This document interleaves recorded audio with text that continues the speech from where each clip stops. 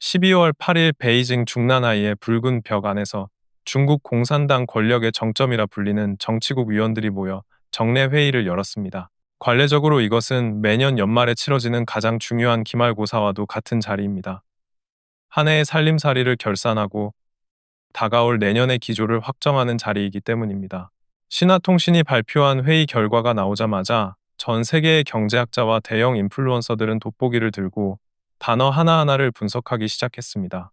적당히 느슨한 통화 정책이라느니, 국제 무역 투쟁이라느니 하는 표현을 찾아내어 내년 중국인의 지갑이 더 얇아질지, 부동산 시장의 구명줄이 내려올지를 점치기에 바빴습니다.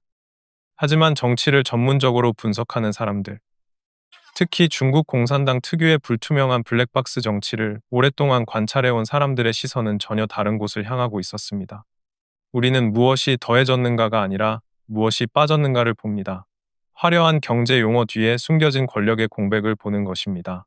이 거대한 퍼즐을 풀기 위해 저는 오늘 조금 미련해 보일 수도 있는 작업을 하나 수행했습니다. 바로 시진핑 주석이 갓 집권했던 2012년부터 올해 12월까지 지난 12년 동안의 정치국 회의 보도문을 한 장도 빠짐없이 모두 찾아낸 것입니다. 그리고 그 12년의 기록을 테이블 위에 모두 펼쳐놓고 하나하나 대조해 보았습니다. 그러자 놀랍게도 이 지루한 날짜와 관료적인 문장들 속에 숨겨진 경천동지할 비밀이 드러났습니다. 이것은 단순한 회의록 비교가 아닙니다. 이것은 권력에 관한 이야기이자 생존에 관한 기록이며 절대 권력이라 불리던 1인 체제의 신화가 어떻게 무너져 내리고 있는지를 보여주는 현장 생중계입니다. 우선 이 12년의 시간표부터 분석해 보겠습니다. 중국 공산당의 회의는 철저한 규율과 의전의 산물입니다. 언제 회의를 열고 무엇을 논의하며 누가 참석하는지는 그 자체로 강력한 정치적 신호입니다. 제가 분석한 12년의 달력은 명확하게 3단계로 나뉩니다. 이 흐름을 이해하는 순간 여러분은 중난하이 내부에서 벌어지는 보이지 않는 전쟁을 목격하게 될 것입니다. 첫 번째 구간은 2012년부터 2017년까지입니다. 이 6년은 시진핑이 갓 권력을 잡고 각지의 제후들과 힘겨루기를 하던 시기였습니다. 장점인 파벌과 치열하게 싸우며 이른바 호랑이와 파리를 잡던 부패 척결의 시대였습니다.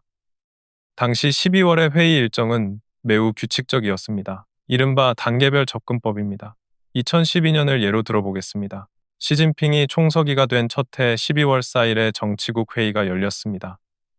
이때는 오직 파랑 규정과 2013년 경제 업무만을 논의했습니다. 그리고 월말인 12월 31일이 되어서야 왕치산이 이끄는 중앙기율검사위원회의 업무 보고를 별도로 청취했습니다.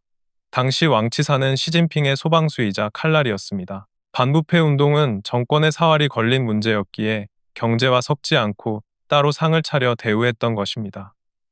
2013년도 마찬가지였습니다. 12월 초에는 경제를 논하고 월말에 기율위 업무를 논의했습니다.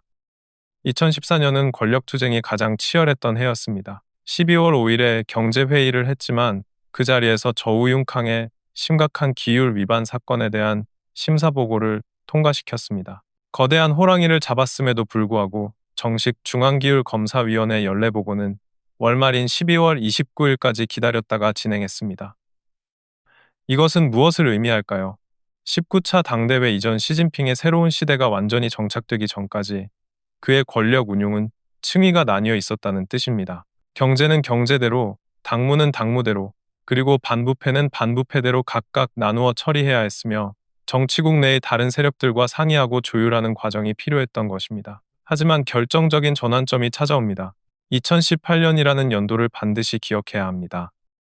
2018년은 중국 헌법이 수정된 해이자 국가주석의 임기 제한이 철폐된 해입니다. 시진핑이 명실상부한 1인 천하를 완성하고 원하는 만큼 권좌에 앉을 수 있는 원년이 된 것입니다. 이해부터 중난하이의 규칙이 완전히 바뀝니다.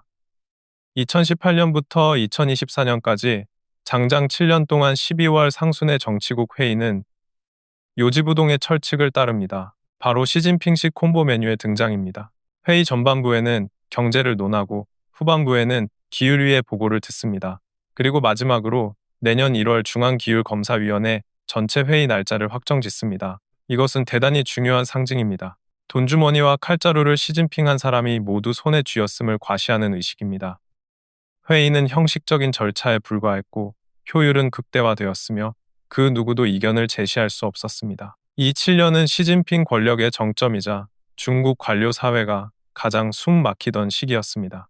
그런데 바로 며칠 전 2025년을 대비하는 12월 8일의 회의 보도문에서 충격적인 변화가 발견되었습니다. 지난 7년 동안 관료들이 먹어왔던 그 콤보 메뉴가 상해버린 것입니다. 메뉴의 절반이 사라졌습니다. 천자가 넘는 장문의 보도문은 오로지 경제 이야기만 할 뿐 중앙기율검사위원회의 업무 보고를 청취했다는 내용이 완전히 증발했습니다. 반부패 업무를 연구하고 배치한다는 문구도 사라졌습니다. 심지어 매년 1월이면 어김없이 열리던 중앙기율검사위원회 전체 회의 일정조차 단 한 글자도 언급되지 않았습니다. 누군가는 이렇게 반문할 수도 있습니다. 너무 과민 반응하는 것 아니냐고 말입니다. 단순히 2017년 이전의 옛날 방식대로 월말에 따로 회의를 하려는 것일 수도 있지 않느냐고 반문할 수 있습니다. 이것은 정치의 속성을 모르는 순진한 생각입니다. 정치에는 되돌아가는 길이 없습니다. 7년 동안이나 말 한마디로 모든 것을 결정하던 효율적인 중앙 집권의 맛을 본 독재자가 갑자기 10년 전의 방식, 즉 단계를 나누고 천천히 상이하는 과거의 모델로 후퇴한다는 점, 것은 있을 수 없는 일입니다. 이것은 전통으로의 회귀가 아니라 권력의 퇴행입니다. 한때 정밀하게 작동하며 지시하는 곳을 정확히 타격하던 시진핑의 통치 기계가 고장났음을 의미합니다. 그가 회의 의제조차 마음대로 장악하지 못할 정도로 통제력이 붕괴되었다는 명백한 증거입니다. 게다가 지금의 정국은 10년 전과는 비교할 수조차 없습니다. 10년 전에는 시진핑이 왕치산이라는 날카로운 칼을 쥐고 장점인 파벌을 추격하며 베어 넘기던 시절이었습니다. 하지만 지금은 상황이 역전되었습니다. 군부의 실세인 장유엽이 원로 파벌과 연합하여 시진핑의 군사 지휘권을 사실상 박탈한 상태입니다. 지금은 시진핑의 친위 세력인 시가군이 오히려 추격을 당하고 있는 형국입니다. 이런 절체절명의 순간에 중앙기율검사위원회가 회의 의제에서 실종되었다는 것은 결코 과거를 추억하기 위함이 아닙니다. 보고를 해야 할 책임자가 이미 신변의 이상이 생겨보고 자체가 불가능해졌을 가능성이 매우 높기 때문입니다. 우리는 이 지점을 더 깊이 파고들어야 합니다. 왜 하필 지금 기율위의 보고가 허공으로 사라졌을까요? 관례대로라면 현재 기율위 서기인 리 씨는 두꺼운 보고서 뭉치를 들고 정치국 회의장에 서서 침을 튀기며 성과를 자랑해야 했습니다. 올 한 해 얼마나 많은 호랑이를 잡았고 얼마나 많은 파리를 때려잡았는지 보고하고 내년에는 누구를 표적으로 삼을지 총서기의 재가를 받아야 했습니다. 이것은 시진핑이 가장 즐기는 순간입니다. 자신의 칼날이 여전히 날카롭고 모든 관료가 내 발 아래 엎드려야 함을 과시하는 시간이기 때문입니다. 그러나 올해 이 결정적인 순서가 삭제되었습니다. 여기에는 단 하나의 합리적인 해석만이 존재합니다. 보고자가 사고를 당했거나 보고서의 내용을 정치국 내부에서 합의하지 못해 피 튀기는 싸움이 벌어지고 있다는 것입니다. 중난하이의 내부 사정에 정통한 사람들은 이미 알고 있습니다. 지난 2년 사이 권력의 풍향계가 완전히 바뀌었습니다. 장유협과 원로 파벌이 주도권을 쥔 이후 군대 내부의 숙청은 그야말로 피바람이 불었습니다. 시진핑이 직접 진급시킨 상장들이 지금은 감옥에 모여 마작판을 벌이고 있다는 농담이 돌 정도입니다. 시진핑의 군부 내 세력은 뿌리째 뽑혀나갔습니다. 하지만 그 불길은 거기서 멈추지 않고 문관 시스템으로 번지고 있습니다. 리 씨는 누구입니까? 그는 시진핑의 철저한 복심이자 산시와 간수닝샤를 아우르는 파벌의 대표 주자입니다. 문관 시스템 내에서 시진핑을 대리하는 행동대장이기도 합니다. 지난 20차 당대회 때 시진핑이 공청단 파벌을 숙청하고 후춘화 같은 인물들을 제거할 때 혁혁한 공을 세운 칼잡이가 바로 리 씨였습니다. 그러나 이제 공수가 교대되었습니다. 장유협과 원로들이 판을 장악한 이상 그들의 다음 타깃은 자신들을 겨누었던 칼날, 즉 리 씨가 될 수밖에 없습니다. 현재 베이징의 정가에는 리 씨와 신장 위구르 자치구의 1인자 마식루이가 위태롭다는 소문이 파다합니다. 마식루이는 신장의 대화제 사건이든 부패 문제든 이미 궁지에 몰린 상태이고 반부패 총지휘관이었던 리 씨 또한 사냥꾼에서 사냥감으로 전락했습니다. 상상해 보십시오. 리 씨가 지금 자합의 판서를 쓰고 있거나 기율위 내부가 역으로 조사를 당하며 쑥대밭이 된 상황이라면 누가 감히 단상에 올라 보고를 할 수 있겠습니까? 누가 당 중앙을 대표해 내년의 반부패 계획을 말할 수 있겠습니까? 이번 보도문의 공백은 전 세계를 향해 이렇게 선언하는 것과 다름없습니다. 관료 사회를 공포로 몰아넣었던 시진핑의 가장 강력한 무기가 무장 해제되었다고 말입니다. 한때는 지시하는 대로 움직이던 반부패 투쟁이 이제는 아무도 건드리고 싶어 하지 않는 뜨거운 감자가 되었습니다. 언급하는 순간 조사의 칼끝이 시진핑의 측근을 향할 수도 있기 때문입니다. 마치 누아르 영화에서 보스의 오른팔이 갑자기 사라진 것과 같습니다. 회의장에 모인 사람들은 서로 눈치만 볼 뿐 아무도 그가 어디 갔는지 묻지 못합니다. 하지만 모두가 알고 있습니다. 보스의 위치가 흔들리고 있다는 것을 말입니다. 기율위의 실종이 권력의 외상이라면 보도문 속 문자의 변화는 치명적인 내상입니다. 이 내상은 시진핑 주석의 체면과 권위를 정조준하고 있습니다. 저는 다시 한번 돋보기를 들고 지난 몇 년간의 보도문을 꼼꼼히 대조해 보았습니다. 비교하지 않으면 모를까, 비교해보니 소름이 끼칠 정도의 차이가 발견되었습니다. 불과 1년 전, 아니 2년 전만 해도 12월 정치국 회의 보도문은 어떤 분위기였을까요? 지면을 가득 채운 것은 이른바 두 개의 확립과 두 개의 수호였습니다. 기율검사기관의 지상 과제는 전 당이 두 개의 확립의 결정적 의미를 깊이 깨닫고 두 개의 수호를 결연히 이행하도록 하는 것이라고 명시되어 있었습니다.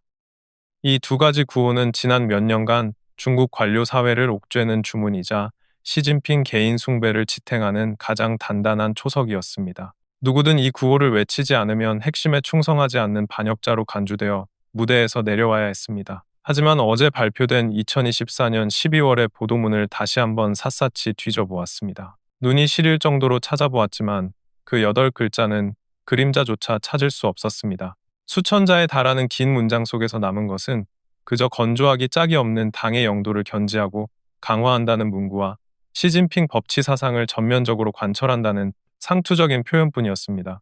중국 공산당처럼 문자에 대한 민감도가 극도로 높은 체제 안에서 핵심 단어의 생략은 결코 실수가 아닙니다. 단어 하나를 넣고 빼는 것은 수없는 저울질 끝에 나온 정치적 타협의 결과입니다. 만세를 외쳐야 할 타이밍에 침묵한다는 것은 이미 마음속에 딴 뜻을 품었다는 증거입니다. 지금 시진핑의 호신부와도 같았던 두 개의 확립이라는 방패를 과감히 떼어냈다는 것은 무엇을 의미합니까?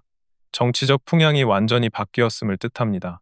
1인에게 정해진 존엄이라는 뜨거운 열기가 급속도로 식어가고 있습니다. 전당이 시시각각 입에 올리며 숭배해야 했던 핵심은 이제 평범한 원의 중심으로 격화되었습니다. 어쩌면 그 중심 자리마저 위태로울지 모릅니다. 더욱 흥미로운 점은 기윤리 보고가 사라진 자리에 무엇이 들어왔느냐는 것입니다. 뜬금없이 중국 공산당 영도 전면 의법치국 업무 조례라는 것이 등장했습니다. 여러분, 이 법치라는 단어에 현혹되어서는 안 됩니다. 중국 공산당이 말하는 법치가 갑자기 서구식 민주주의나 법의 지배를 의미한다고 착각해서는 안 됩니다. 공산당의 법치는 문장 부호 하나까지도 의심해 봐야 합니다. 우리는 그 속에 숨겨진 정치적 뉘앙스를 읽어야 합니다. 과거 시진핑의 통치는 무엇에 의존했습니까? 바로 기율위라는 가법이었습니다. 그가 잡고 싶은 사람은 이유도 절차도 필요 없이 기율위의 명령 한마디면 쌍규 조치가 내려졌습니다.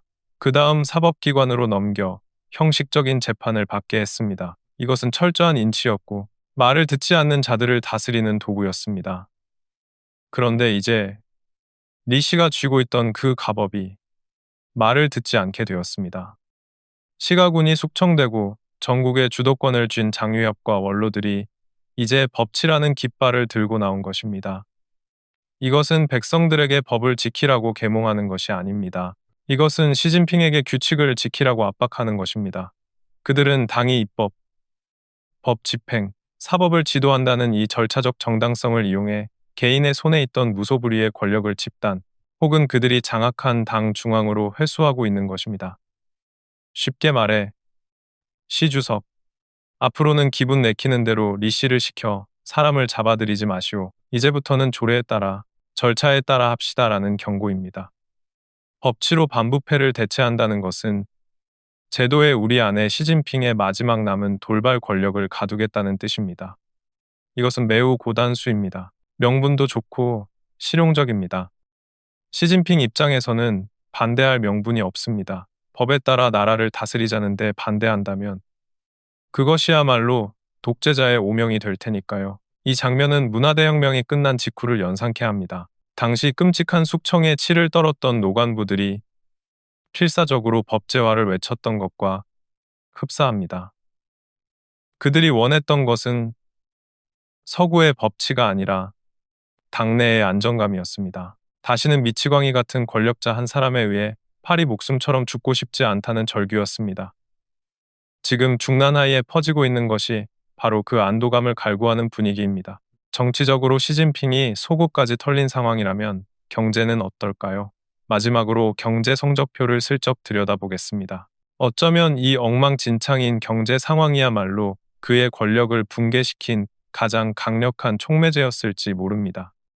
이번 보도문에는 저를 소스라치게 놀라게 한 단어가 몇 개 숨어 있었습니다. 첫 번째 단어는 바로 적당히 느슨한 통화 정책입니다. 제 방송을 오랫동안 봐오신 분들은 아실 겁니다. 지난 십수년간 중국 공산당은 이를 악물고도 느슨하다는 단어는 입에 올리지 않았습니다. 언제나 오리발을 내밀며 온건하다고만 우겼습니다. 왜 그랬을까요? 그들의 선전 문법에서 돈을 푼다는 것은 곧 화폐 가치의 하락을 인정하는 것이고 무책임하게 돈을 찍어내는 대수만관을 시인하는 꼴이기 때문입니다. 그것은 그들이 그토록 비난하던 사악한 자본주의 국가들이나 하는 짓이라고 선전해 왔습니다. 우리 사회주의 금융은 언제나 건전하고 온건하다는 것이 그들의 자존심이었습니다. 그런데 2025년을 코앞에 둔 지금 정치국 문서에 느슨함이라는 단어가 공식적으로 박제되었습니다. 역사적으로 이 단어가 마지막으로 쓰인 것은 2008년 글로벌 금융위기 때 원자바오 총리가 4조 위안이라는 천문학적인 돈을 쏟아부을 때였습니다. 무려 15년 만에 부활입니다. 이것은 무엇을 의미합니까? 중국 경제가 지금 일반 병실이 아닌 중환자실에 들어갔다는 뜻입니다. 체면을 차릴 겨를이 없습니다. 멈춰가는 심장에 강심제를 꽂아 넣어야 할 만큼 다급하다는 신호입니다. 이것은 음짐지갈과 같습니다. 돈을 풀면 위안화 가치가 떨어지고 물가가 오를 것이라는 독성을 뻔히 알면서도 마시지 않으면 당장 목이 말라 죽게 생겼으니 마실 수밖에 없는 형국입니다. 이는 내년 위안화 환율이 마치 줄 끊어진 연처럼 추락할 수 있음을 예고합니다. 서민들의 주머니 속에 있는 돈은 갈수록 휴지 조각에 가까워질 것입니다. 두 번째 키워드는 국제무역 투쟁입니다. 이전까지 중국 공산당은 외부 환경의 어려움을 묘사할 때 바람이 높고 파도가 거세다는 식의 함축적이고 문학적인 표현을 즐겨 썼습니다. 외부 압력이 있다고 애둘러 말했죠. 그런데 이제는 가면을 벗어 던졌습니다. 대놓고 투쟁이라고 합니다. 이것은 전 당원들에게 놓는 예방 주사이자 공개적인 자백입니다. 무역 전쟁에서 우리는 철저히 패배했다. 혹은 트럼프의 새로운 관세 폭탄 앞에서 우리는 더 이상 쓸 수 있는 카드가 없다. 이제 남은 건 전시 상태와 같은 투쟁뿐이다. 라는 비장한 선언입니다. 이 두 가지 단어, 느슨한 통화와 무역 투쟁을 나란히 놓고 보면 어떤 그림이 그려지십니까? 밖으로는 강한 적, 즉 무역 전쟁의 확전이 기다리고 있고 안으로는 붕괴 직전의 부동산과 증시를 살리기 위해 독이 든 물을 퍼부어야 하는 진퇴양난의 상황입니다. 이 두 가지가 합쳐지면 서민들의 삶은 그야말로 벼랑 끝으로 내몰리게 됩니다. 이렇듯 안으로는 무너지는 경제라는 시한폭탄을 안고 밖으로는 무역 전쟁이라는 거대한 해일을 마주하고 있습니다. 원래대로라면 이럴 때일수록 최고 지도자는 사회 통제력을 강화해야 합니다. 경제가 어려워지면 민심이 흉흉해지고 이를 억누르기 위해서는 공안과 사법 그리고 당의 규율을 담당하는 칼자루가 그 어느 때보다 단단해야 합니다. 이것이 독재 정권이 위기를 넘기는 전형적인 생존 방식입니다. 하지만 바로 이 절체절명의 순간에 정권의 안정을 책임지던 칼자루가 부러졌습니다. 핵심 응집력을 만들어내던 구호는 목소리를 잃었습니다. 중난하이에게 있어 이번 회의 결과는 보도문에서 자화자찬하듯 안정 속의 발전이 아닙니다. 이것은 완벽한 정치적 폭풍, 퍼펙트 스톰입니다. 시진핑 주석은 지금 분화구 위에 앉아 있습니다. 발밑에서는 용암이 끓어오르는데 손에 들고 있던 소화기는 사라졌습니다. 비록 장유엽과 원로들이 그의 권력을 허수아비로 만들었지만 당장 눈앞에 닥친 이 거대한 경제 위기라는 검은 솥단지는 여전히 시진핑이 짊어져야 할 몫으로 남겨두었기 때문입니다. 이제 우리가 주워 담았던 이 파편들을 하나로 맞춰보겠습니다. 2025년 중국 전국의 전체 그림이 보이십니까? 이것은 단순히 연말 회의의 식순이 조금 바뀐 것이 아닙니다. 단순히 과거의 전통으로 회귀한 것도 아닙니다. 이것은 군대에서 시작되어 문관 시스템으로 번졌고 마침내 정치국 회의 테이블 위에서 완성된 무성의 정변입니다. 시진핑 주석이 2018년 헌법을 수정하며 시작했던 장장 7년에 걸쳐 공들여 쌓아 올린 그 견고한 성체가 무너졌습니다.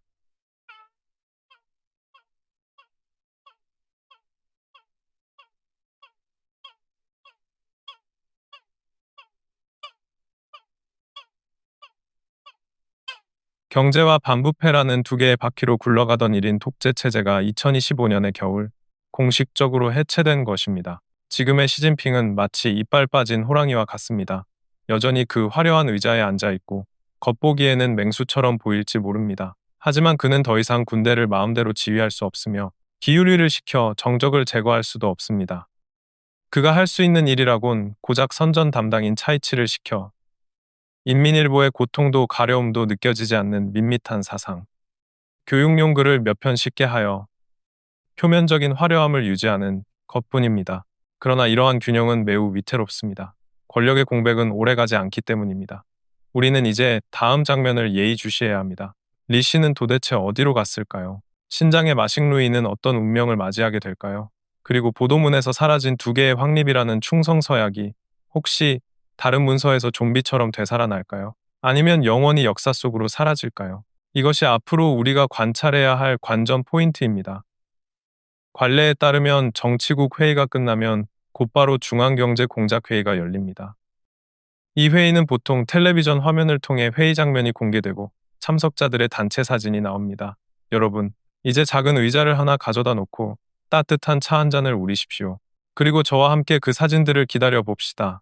우리는 그 사진 속에서 리 씨가 여전히 주석단 상석에 앉아 있는지, 아니면 구석진 자리로 밀려났는지, 혹은 아예 모습이 보이지 않는지 확인해야 합니다. 한때 무별들이 달을 감싸듯 모든 관료가 우러러보며 굽실거렸던 시진핑 주석의 주변 분위기를 살펴봐야 합니다.